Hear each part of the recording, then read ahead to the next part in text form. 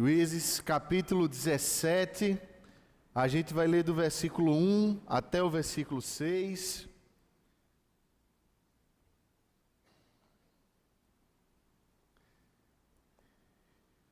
Diz assim a palavra do nosso Deus: havia um homem da região montanhosa de Efraim, cujo nome era Mica, o qual disse à sua mãe: os 1.100 ciclos de prata que te foram tirados, por cuja causa deitavas maldições, e de que também me falaste, eis que esse dinheiro está comigo, eu o tomei. Então lhe disse a mãe: bendito do Senhor seja meu filho. Assim restituiu os 1.100 ciclos de prata à sua mãe, que disse: de minha mão dedico este dinheiro ao Senhor, para meu filho, para fazer uma imagem de escultura e uma de fundição, de sorte que agora eu te devolvo. Porém, ele restituiu o dinheiro à sua mãe, que tomou 200 ciclos de prata e os deu ao ourives, ao qual ele fez deles uma imagem de escultura e uma de fundição. E a imagem esteve em casa de Mica. E assim este homem, Mica, veio a ter uma casa de deuses. Fez uma estola sacerdotal e ídolos do lar, e consagrou a um de seus filhos, para que lhe fosse por sacerdote. Leia comigo, por favor, o versículo 6. Naqueles dias não havia rei em Israel, cada qual fazia o que achava mais reto. Vamos orar?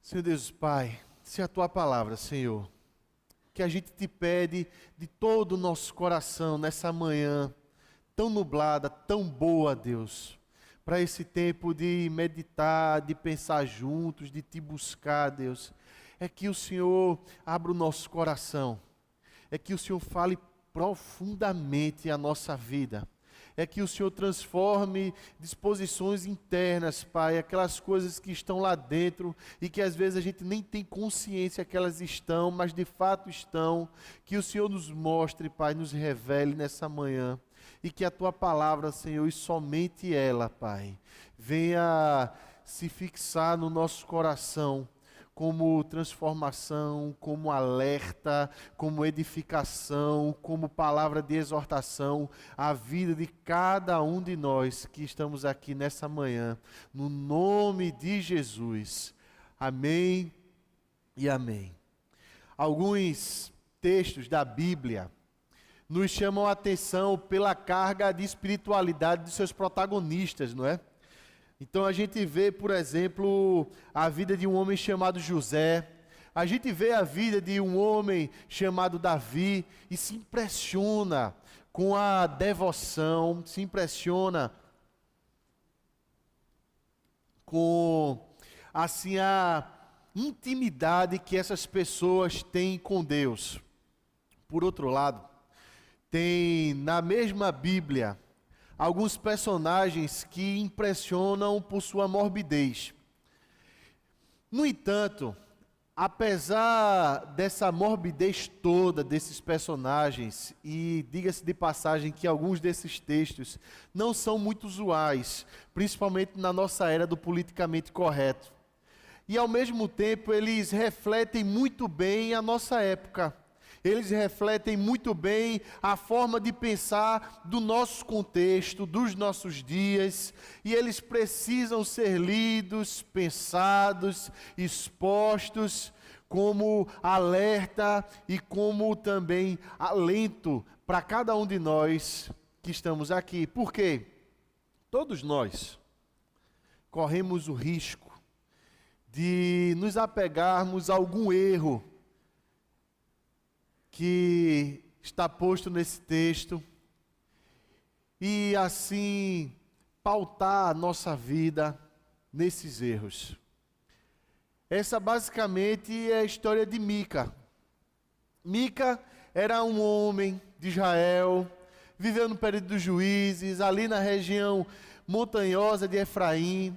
O contexto de Mica era meio complicado, sabe? estava acontecendo uma campanha bélica, assim, uma guerra dos filisteus, principalmente contra a tribo de Dan.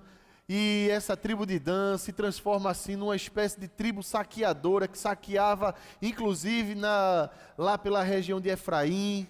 E aí Mica convive nesse contexto todo, acontecem essas coisas todas. Só que Mica, ele era um homem que não era exatamente assim uma pessoa de caráter, sabe?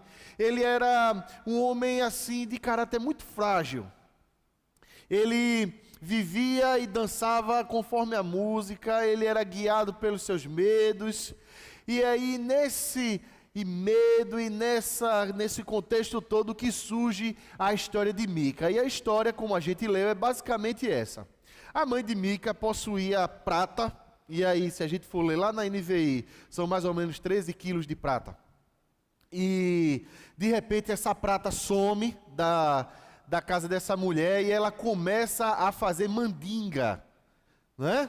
Deitar maldições, era uma espécie de magia que ela fazia para que a pessoa que roubou a prata dela fosse amaldiçoada, né? Essa coisa que, desculpa a brincadeira, não é preconceito, não é nada, mas é um termo usual, era botar o nome dele na boca do sapo, sabe como é? E aí ele começa a ficar com medo desse negócio aí, porque praga de mãe pega, né? Já viu um negócio desse? Existe esse dizer, né? Praga de mãe pega, todo mundo, tem gente que ri e se acotovela, né? Tá vendo, tá vendo, tá vendo? Tem gente que morre de medo disso até hoje, e é crente, viu? E aí Mica começa a ficar com medo desse negócio e ele resolve abrir o jogo com a mãe e dizer: sabe aquela prata toda que a senhora tinha e que roubaram? Pois é, essa prata está comigo. E essa mãe de Mica, a partir da realidade que ela entendia como sendo certa, a partir dos conceitos que ela compreendia como sendo certo, começa a manifestar uma reação ao roubo do filho.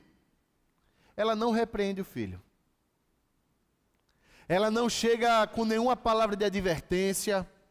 Ela não diz para ele: meu filho, o que é que você fez? Eu sou sua mãe. Roubo estava se tornando uma coisa usual. A tribo de Dan fazia. Os filisteus faziam. Não era mais um erro. Apesar da palavra de Deus, nos 10 mandamentos, dizer: você não é um ladrão, não furtarás. Mas havia um afastamento da palavra de Deus aí. E esse afastamento da palavra de Deus produz o que hoje um sociólogo muito conhecido, morto agora há pouco tempo, chamado Zygmunt Bauman, falou que produz uma liquidez espiritual. De modo que, como não há uma palavra que sirva de guia para as pessoas, como não há uma palavra que sirva para as pessoas pautarem a vida e se submeterem a ela, cada um faz aquilo que é melhor. E as pessoas, via de regra, fazem aquilo que a sociedade da época dizem ser correto. E aí essa mãe se arrepende de ter deitado tantas maldições. E ela começa a dizer assim: bendito do Senhor, é o meu filho. E ela começa a tentar desfazer o que ela fez. Não é? Para poder ele ter assim uma espécie de alento, de não ter maldição, de não cair essa magia sobre ele, essa coisa toda. Então nós vemos na vida dessa mulher e na vida de Mica algo que é profundamente usual na vida da sociedade, que é dançar conforme a música,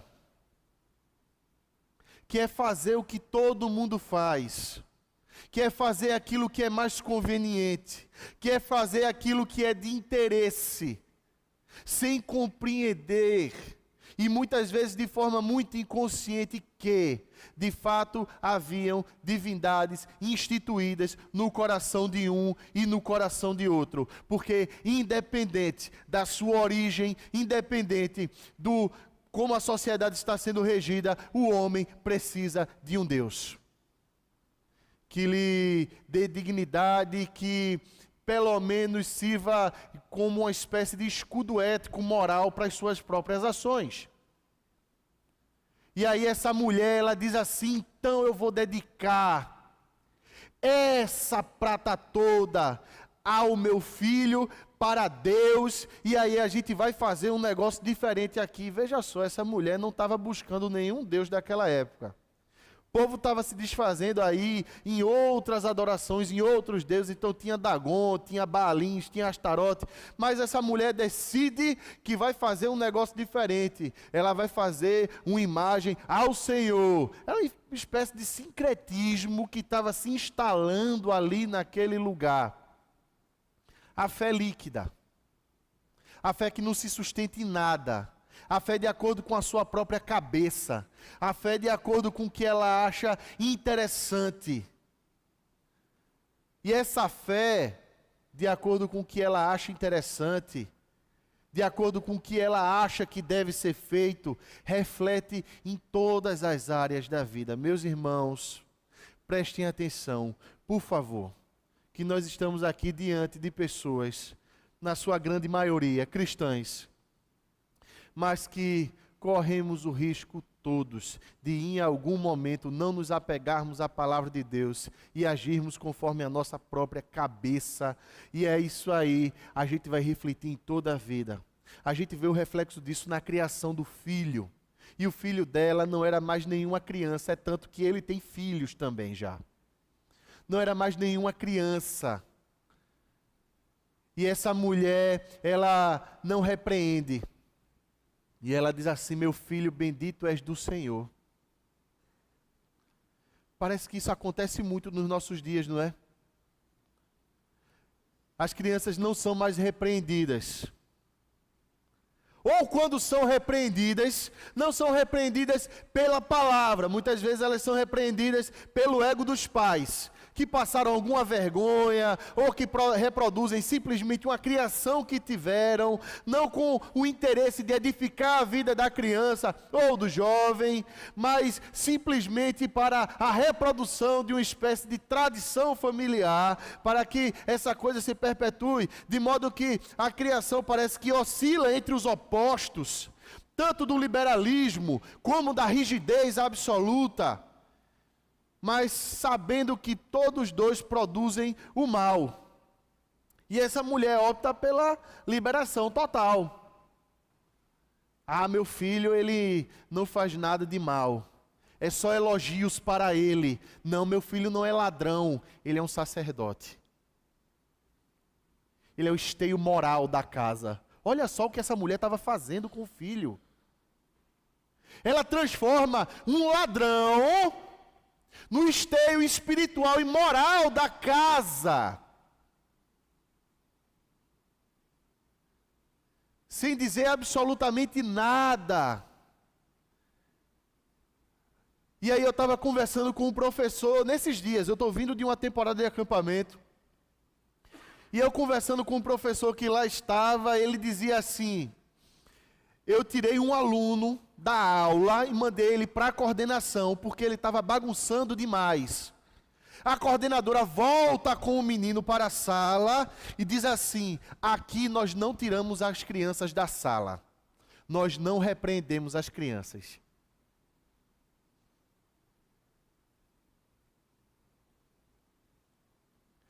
Meu Deus, quantas vezes eu já não vi mães e pais dizendo: esse colégio não merece o meu filho, ou dizendo coisas do tipo: esses professores não têm nível para os meus filhos, ou colocando os filhos num patamar e oferecendo a esses filhos, arrogando a esses filhos poderes que eles não têm maturidade, capacidade e responsabilidade para ter.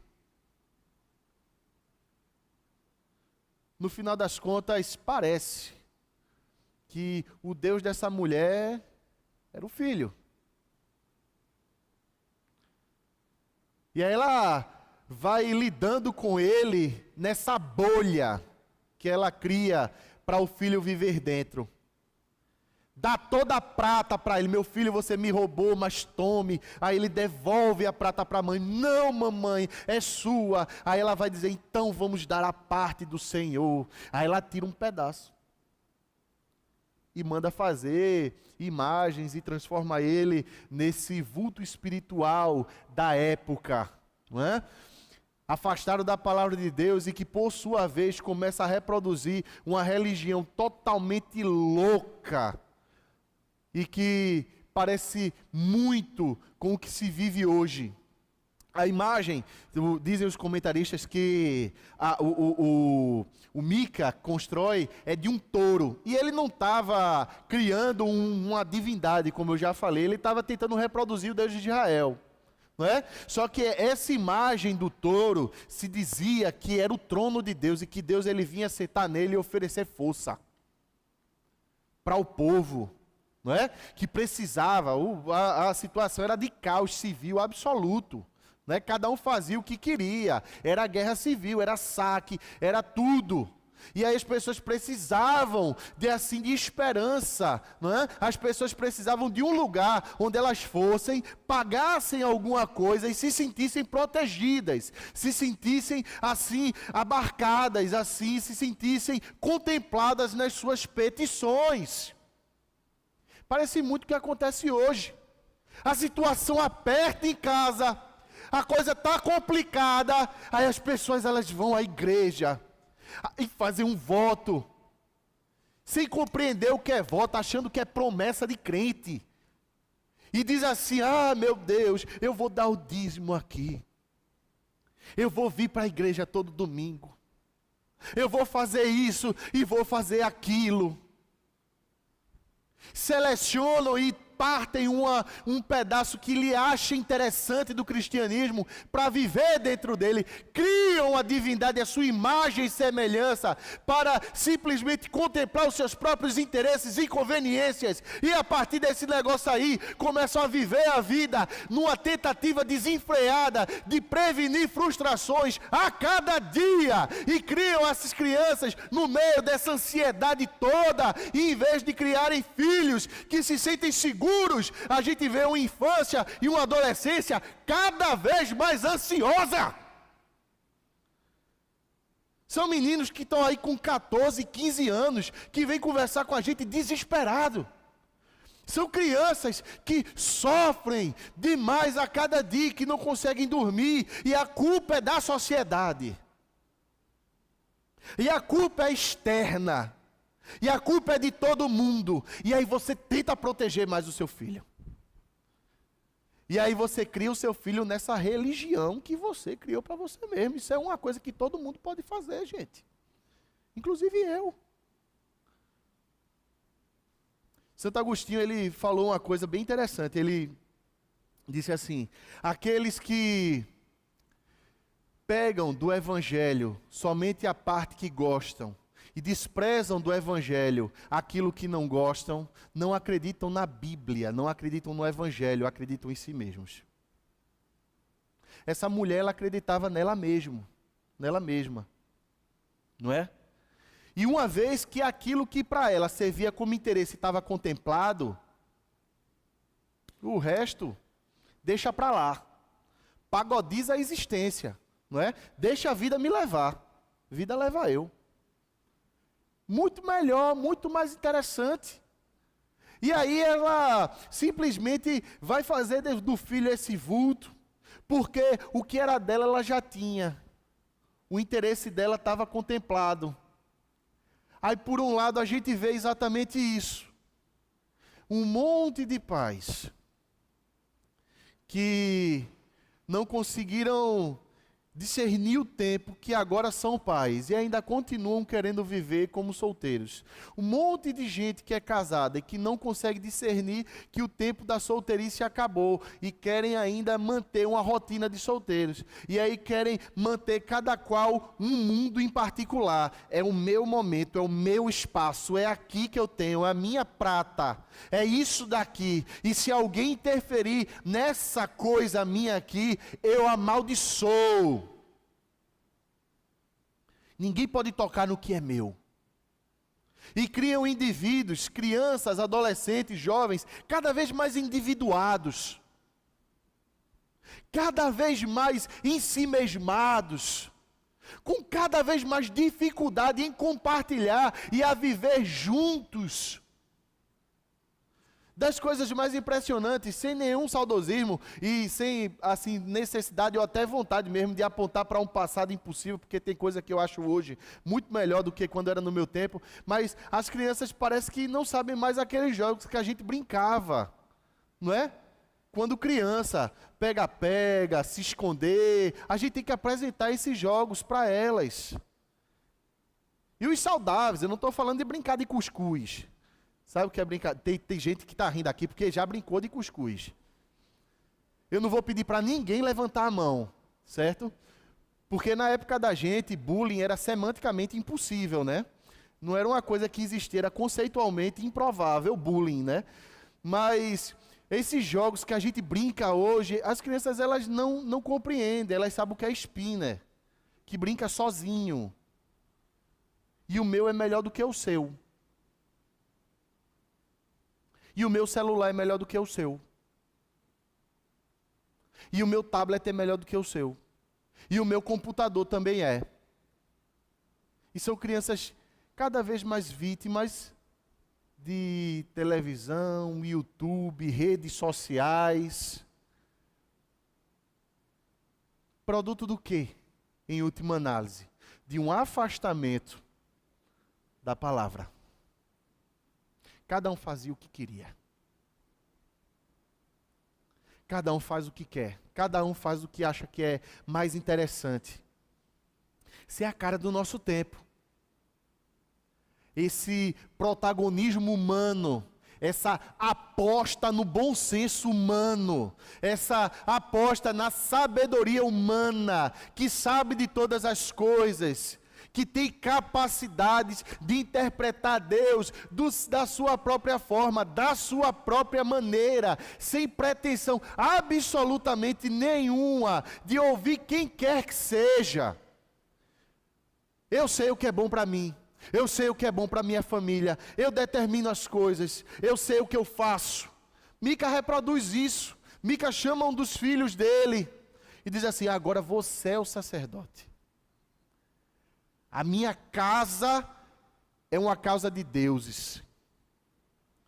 É uma casa, e aí ele vai franquear a casa dele para um monte de deuses. Talvez você vai dizer assim para mim: mas pastor, ô Letinho, eu sou crente, eu sou evangélico, mas de repente, meu irmão, você está vagando num vento de doutrina que não corresponde à palavra de Deus. Você é essa pessoa que acredita, por exemplo, em maldição familiar, que não tem absolutamente nada a ver com a Bíblia. Você é essa pessoa que de repente acredita piamente na força do pensamento positivo, né? Não, pense positivo, que as coisas vão acontecer, pensa nisso, que a coisa, né? Você é essa pessoa feliz. A pessoa feliz é a que acredita que realmente vai haver algum partido político que vai salvar o Brasil, né? Que deu graças a Deus, ai meu Deus, está saindo do poder o partido tal, mas agora está entrando no poder o partido tal, né? Como diria o poeta, e o povo gritando amém, e estava todo mundo feliz, e aquela coisa toda, e você acredita nessas coisas. Aí esse mesmo texto, ele deixa para a gente assim, uma ideia nas entrelinhas, mas é uma ideia profundamente interessante que vem para a gente na forma de um questionamento. Mica faz o que faz, a mãe de Mica faz o que faz, ela deixa a fé dela correr para onde vai, para onde quer, ela faz do filho, do dinheiro, Deus da vida dela. Ela deixa o mercado dirigir a mente dela, assim, no sentido de que agora, se ela tivesse no bolso, ela estava feliz, e o inferno era a carência. Não é muita cara do nosso tempo isso? Se a gente tem no bolso, está feliz. O inferno é a carência. Não é basicamente o que prega a teologia da prosperidade? Mas, por outro lado, surge exatamente esse questionamento. Não havia rei em Israel, cada um fazia o que queria. E o questionamento para a gente é: existe rei no seu coração? Existe rei na sua vida? Quando você ora, venha o teu reino, governa sobre mim, seja feita tua vontade. E às vezes a vontade de Deus para a vida da gente é escassez. Como é que a gente se comporta? Como é que isso mexe com o nosso humor? Como é que isso reflete na criação dos filhos? Como é que isso reflete na administração da casa e das coisas que nós achamos que possuímos e que na verdade nos é dado como graça de Deus? E nós acreditamos muito na meritocracia e na coisa do eu mereço, eu fiz por onde merecer, eu trabalhei, eu me esforcei. E a gente começa, a partir desse pensamento, a achar-se imprescindível e o esteio fundamental da casa. Em outras palavras, a gente está dizendo: não há rei na minha casa. Ou por outra, o rei daqui sou eu. E há um convite de Deus para você nessa manhã, para todos nós, para respondermos essa pergunta de uma forma assim, bem transparente, para o nosso próprio coração. Será que, a exemplo da mãe de Mica, a gente pegou um pedaço da verdade e disse assim: eu vou restituir ao Senhor, e partiu outro pedaço e disse assim: não, esse pedaço é meu? Será que existe uma entrega total, irrestrita, completa da sua vida? Pai, mãe, jovem, como é que você se comporta no terceiro ano? Como é que você se comporta ao ingressar no mercado de trabalho? Como é que você se comporta quando, por exemplo, e eu estou falando de comportamento simplesmente para dizer assim, o que é que o seu coração revela no tempo da escassez? O que é que o seu coração revela, meu querido, no tempo da abundância, por outro lado? E aí você vai saber responder se há rei no seu coração.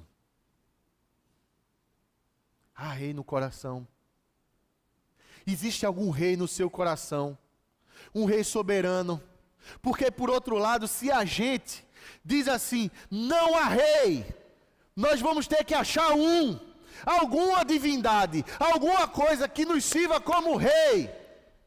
E aí o grande problema, meu querido, é que a gente vai começar a querer sustentar Deus, levantar Deus, e não vai conseguir. E ao mesmo tempo Deus surge como essa figura achatadora da nossa liberdade, e a gente vai dizer, eu não quero esse Deus, a minha fé tem que fluir para uma coisa que eu julgue mais interessante e mais legal. Eu vou para essa famosa praça da alimentação gospel que existe aí, então vamos na igreja tal, porque o louvor é assim, vamos ouvir o pastor tal porque ele tem unção, vamos ouvir o apóstolo, vamos ouvir o sacerdote, o profeta, vamos fazer uma corrente, vamos fazer um negócio e outro. E tem gente que até hoje acredita em corrente de WhatsApp, dizendo e achando que se não passar aquele negócio ali, vai acontecer um negócio errado na vida dele. Para com isso. A solidez da nossa fé não significa um Deus que nos oprime. A solidez da nossa fé significa um Deus em quem nós podemos nos agarrar enquanto a tempestade está lá fora.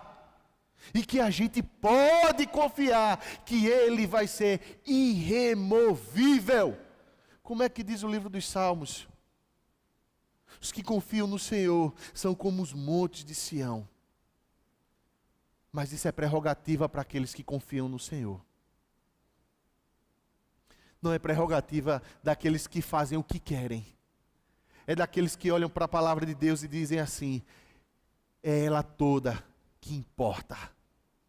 É ela toda que interessa. É ela toda na qual eu vou me debruçar e estudar para não mais errar. É nela toda em quem eu vou conhecer um Deus que me ampara, que é gracioso. E que em última análise nos faz passar por todas as fases da nossa vida e nos sustenta. Existe rei no seu coração, meu irmão. Existe rei na sua vida, minha irmã. Se existe, você vai poder descansar à noite e saber que você pode buscar na palavra o equilíbrio para a criação dos seus filhos, sem idolatrá-los, sem menosprezá-los. Você vai encontrar na palavra equilíbrio para saber aquilo que você precisa, não aquilo que você quer, porque tudo hoje nos é oferecido como necessidade premente. E só para dizer para os irmãos que eu saí desse acampamento muito mais apaixonado pela minha esposa do que eu estava antes. Que mulher, viu? Ela não está aqui. Mas, olhe, que mulher, viu? A gente ficou lá no acampamento, num quarto, bem simples. Mas não era assim um quarto desconfortável, não.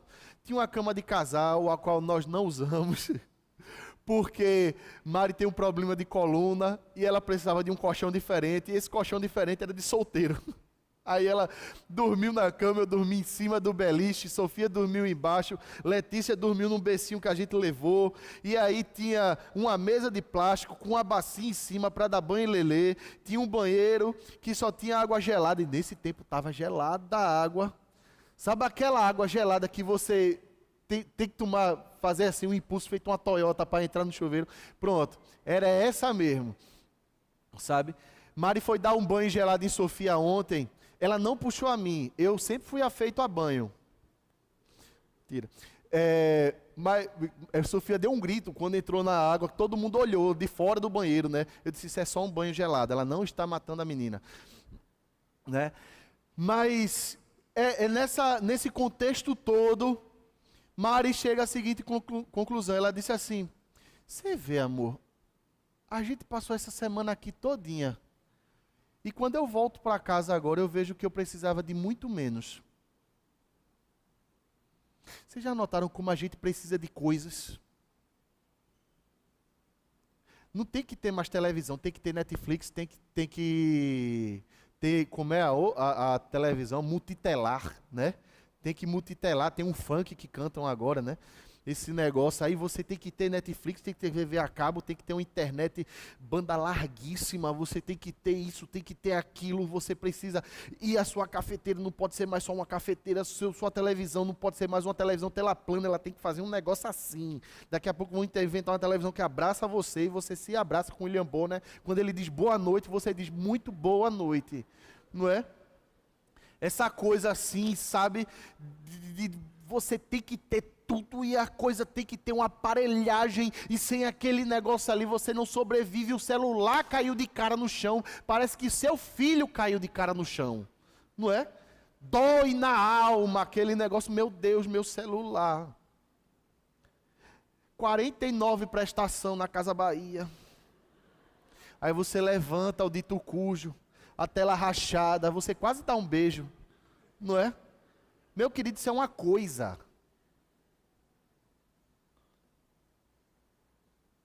Para as pessoas que viverem em outro tempo, era uma coisa maravilhosa. Você tinha 2 linhas de telefone alugada. Lembra desse negócio aí? Eu não lembro. Eu não sou desse tempo. Mas você tinha 2 linhas de telefone alugada. Você é uma pessoa. Coisa. Como a gente se apega a elas. Como isso passa a ter uma prerrogativa divina na vida da gente. Aí Deus vem dizendo assim, e se eu tirar? Como é que vai ter? O que é que vai sobrar no teu coração? E se eu tirar? O que é que vai sobrar no teu coração? Hã? Se acontece alguma coisa com o filho da gente, chega a dar um frio, né? Na espinha quando a gente pensa um negócio desse. O que é que sobra no coração? Quem é teu Deus? Tem rei no teu coração? Quem é o teu rei, meu irmão? Quem é o teu rei, minha irmã? Responde isso com toda sinceridade. E responde no teu coração que a gente agora vai orar. E existe um convite para que hoje Deus ele venha com toda a solidez e desfaça toda essa fé líquida que de repente esteja aí dentro da gente. E Ele vai dizer assim, olha, isso que está acontecendo aqui, nessa manhã, que vocês vão fazer, é a prova que há rei, que eu comprei você, que está consumado, que você não é mais escravo de coisas ou pessoas,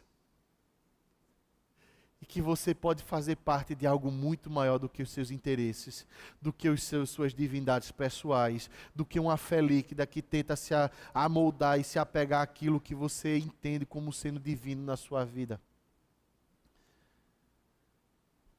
O convite de Deus nessa manhã é para se entregar uma coisa muito maior. Maior do que os seus gostos, do que os seus interesses, do que suas mesquinhez, do que sua picuinha, do que essas coisas todas. Vamos orar. Pai, a vida da gente, Deus, às vezes é tão complicada. Parece que, às vezes, a gente é envolto nessa liquidez toda. Parece que ela surge para a gente como uma correnteza que arrasta mesmo.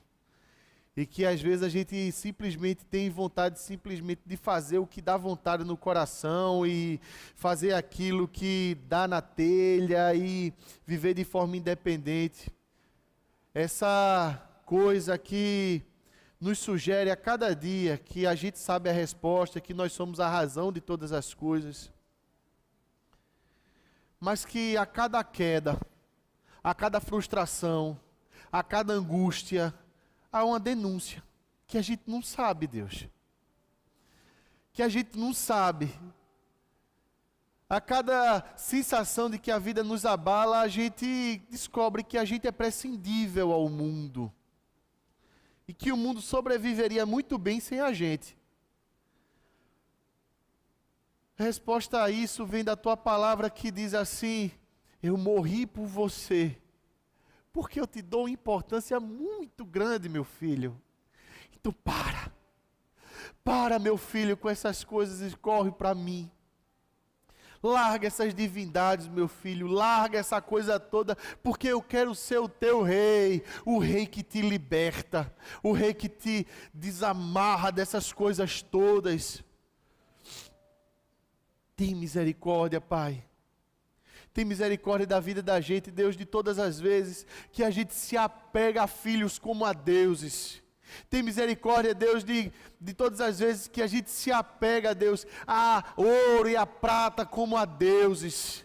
Tem misericórdia, Deus, de todas as vezes, Pai, que a gente permite que essa coisa que a gente chama de mercado, que essa coisa que a gente chama de economia, que a Tua palavra chama de mamon muitas vezes, Deus, pela coisa, por isso tudo que acontece no nosso coração, por essa importância que isso tudo tem no nosso coração, Deus, porque ela guia a nossa agenda, porque ela guia o nosso sono, o nosso humor, na forma como nós gastamos, Deus, a forma como nós nos relacionamos e com quem nos relacionamos, Pai.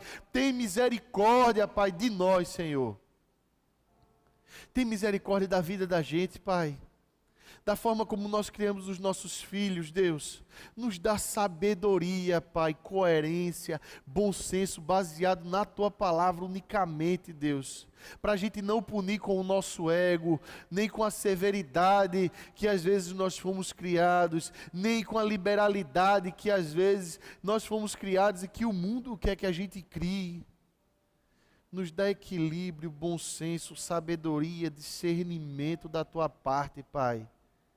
Para que quando pessoas entrem na nossa casa, não vejam a casa de ídolos, mas vejam a Tua casa. Para que no abrir da nossa boca as pessoas Te vejam. Para que a gente trilhe o caminho da não necessidade, feliz com tudo que o Senhor, pela Tua soberania, tem feito na vida da gente. Muito obrigado por tudo, Pai. Em nome de Jesus. Amém e amém, meus irmãos. Bênção.